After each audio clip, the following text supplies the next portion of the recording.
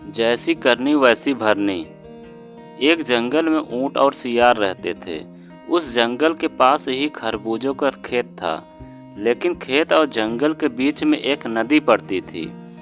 एक दिन दोनों ने सोचा कि आज नदी पार करके खेत में खरबूज खाने चलते हैं। दोनों ने एक दूसरे से सलाह मिला ली और खरबूज के खेत की ओर चल पड़े। जैसे ही नदी के पास पहुँचे, सियार बोला, ऊँट भाई, तुम मुझे अपनी पीठ पर बिठा लो तो मैं भी नदी पार कर लूँगा। ऊँट ने सियार को अपनी पीठ पर बिठा लिया और थोड़ी ही देर में खेत में पहुँच गए। जैसे ही वो खेत में पहुँचे तो उन्हें बड़े ही मीठे मीठे खरबूज खाने को मिले।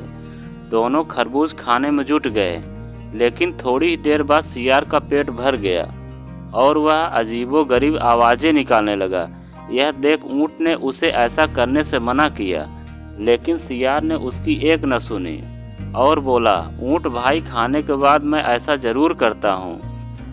मुझे तो हुकी आ रही है। ऊँट ने कहा, अगर तुम ऐसे ही करते रहोगे तो खेत का मालिक आ जाएगा और हमारी पिटाई कर देगा। लेकिन सियार भी चुप नहीं हुआ।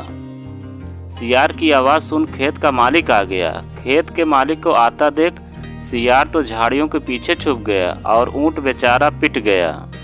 जब सियार और ऊँट की जंगल वापस जाने की बात आई तो सियार ऊँट के पास आया और ऊँट से बोला, भाई तुम मुझे अपनी पीठ पर बिठा लो। ऊँट को भी अपना बदला लेने का मौका मिल गया। उसने सियार को अपनी पीठ पर बिठा लिया। जब ऊँट नदी को बीचों बीच पहुँच गया तो बोला, यार मुझे तो लुटी आ रही है। खाना खाने के बाद मैं लेटता ज़रूर हूँ। जैसे ही ऊँट बैठने को हुआ तो सियार ने उससे कहा, अगर तुम बैठ जाओगे तो मैं डूब जाऊँगा, बस थोड़ी देर रुक जाओ। अब ऊँट की बारी थी, इसलिए उसने भी सियार की एक न सुनी और नदी में बैठ गया।